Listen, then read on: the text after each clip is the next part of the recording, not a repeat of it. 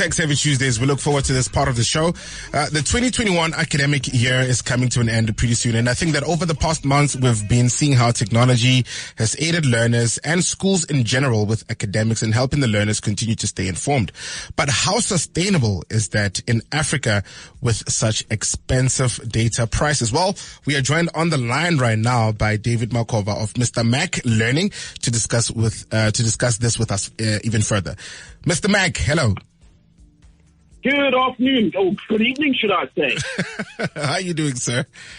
I'm very well, and yourself, sir? Oh, great. We're loving the energy. Thank you so much for taking your time and talking to us, all right?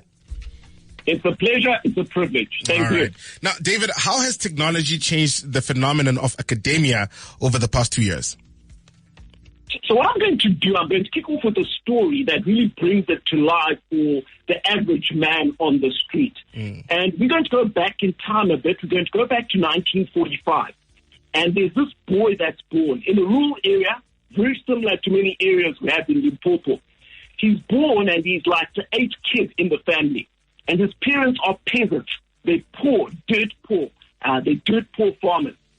Before that boy turns 2 years of age, he's orphaned. Both his parents are dead. By the time he's 6 years of age, he gets involved in a freak accident and he's disabled in his leg. Now, his siblings are raising him.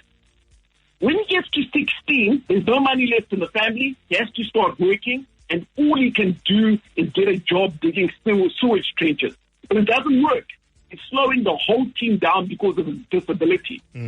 His foreman feels sorry for him and says, go to Edgar's stores. See if my friend there can give you a job. He goes to Edgar's. He gets a job and they give him a fancy title, General Hand. From that, he sweeps the floors excellently in Edgar's. He's the one responsible for opening and closing the stores. And 30 years later, he's the managing director of Edgar's. He has 12 kids. None of them get a tertiary education. I'm one of those kids because that man was my father. And I'm the beneficiary of it. So education is absolutely powerful. And I just wanted to kick off with that story to show the reality of it. But to your point and to your question, how is technology impacting on education and how can we amplify the power of education? So I'm going to look at it from two perspectives. There's the student and there's the teacher perspective. So let's take a look at it from the student perspective first. First, if you look at what happened in the recent past and what this COVID pandemic has accelerated, is that access to digital education has simply exploded. So our learning platform, Mr-Mak Learning, has really built on that. We started working on it more than 4 years ago, but it's really taken advantage of what happened with COVID in terms of accelerating access to education via digital means. So you'll hear people speaking about MOOCs, massive open online learning systems, for instance.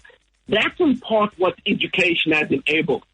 Also, very, very importantly, in a country like South Africa, where we've got variable teaching standards, what education has meant is that you've got minimum standards of teaching.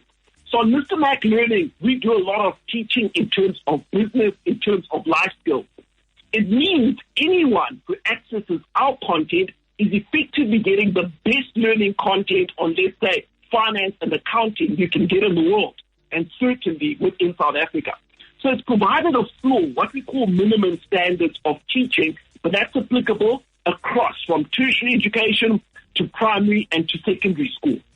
What it's also meant is that a lot of the teaching we're doing today is now done in a blended learning approach.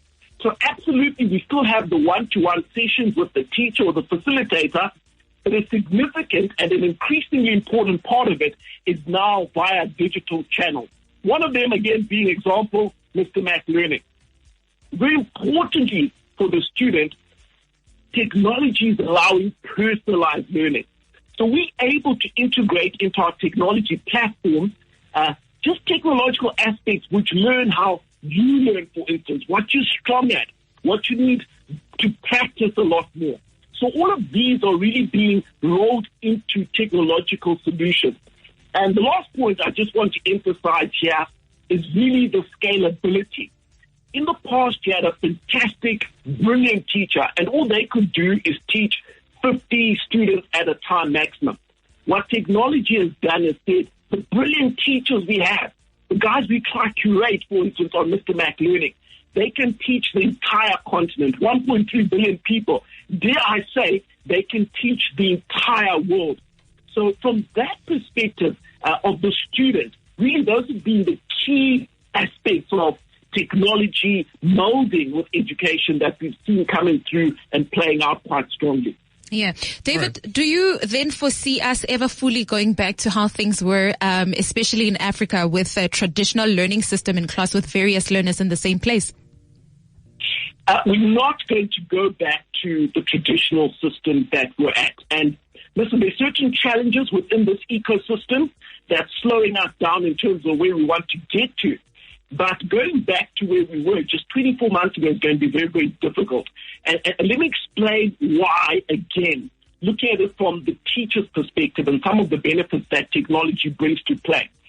So as much as there's been some difficulty, there's been a learning curve for teachers and facilitators to use technology, it's really helped them in many respects. A lot of the administrative aspects, technology is able to address so that they can focus on their core task of teaching. So we now have technologies, for instance, which can mark essays.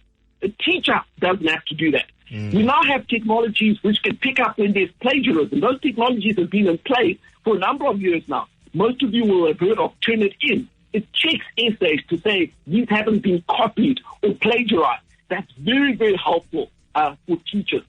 Technology now allows us to look at a student, pick up very, very quickly in terms of how they're doing. So measure their progress now, not wait till they have to write an exam and the results are total disaster. It's allowing us to pick up where students have problems up front. And that's really helpful for the teacher as well. We're not going back in that regard. It's really lessened the load of the teachers.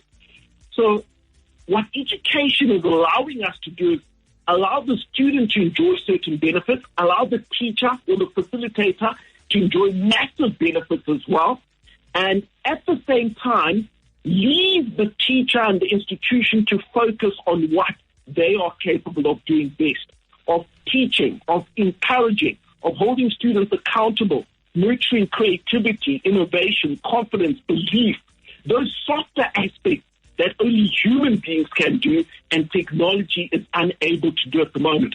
We're not going back.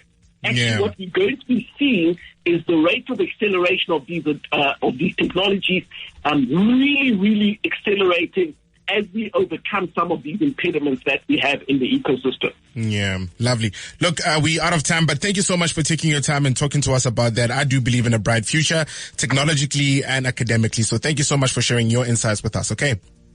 It's been a pleasure. Happy learning, everybody. Happy learning. On Mr-Mak Learning. All right, cheers. Thank you, David. That was a Capricorn FM podcast. For more podcasts, visit capricornfm.co.za.